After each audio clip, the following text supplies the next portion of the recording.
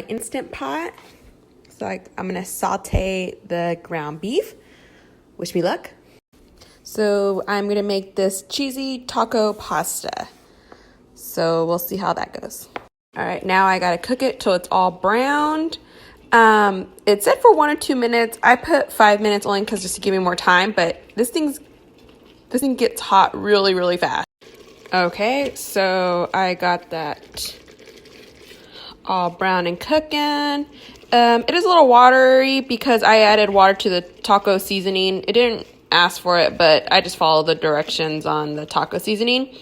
So now we're gonna add some salsa. All right, we got the restaurant style salsa. This is great value, so it's a Walmart brand. I'm just gonna dump that all in there. Okay, now I'm gonna throw in some pasta.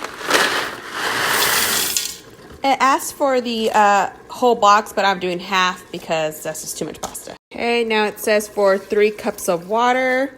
Okay, I'm gonna throw in some black beans. Okay, so I gave that a stir. All stuff's in there.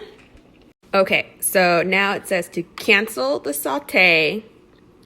Put in the manual.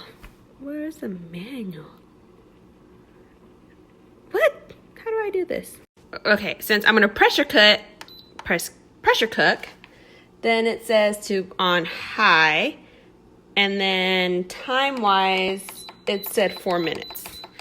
All right. Let's hope this works, everyone. And yeah. All right, so I closed it.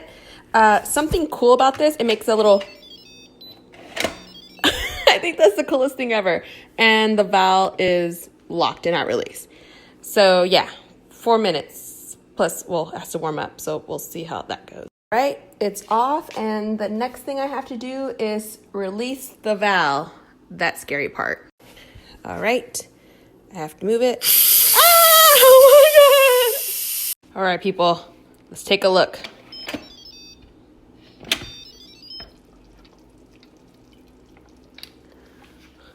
Okay, that's what we got. All right, the noodles are completely cooked. I think it might be too watery. I'm not quite sure. There's no pictures to actually go by. But I do have to dump this over and bake it. So yeah, let's see how that goes. I was supposed to add half a cup of cheese, so we'll do that. Okay, now it says to add a line of crumbed Doritos, and I've preheated the oven for 350. All right, so this came with my Instant Pot, so I'm just gonna use that to do this. So yeah, wish me luck. So I did that. I do have leftovers, which is fine, because then we can have some tomorrow. It smells delicious, so yeah. All right, now we gotta add some cheese on top. And now some Dorito crumbles. Okay, it just said Doritos. It didn't specify on Doritos, so I had nacho cheese, so hopefully that works. All right.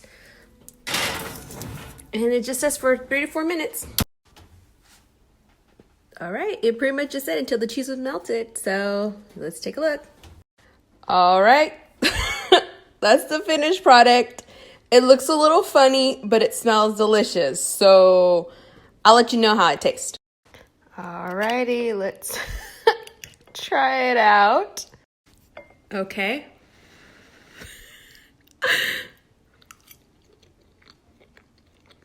That's actually so good.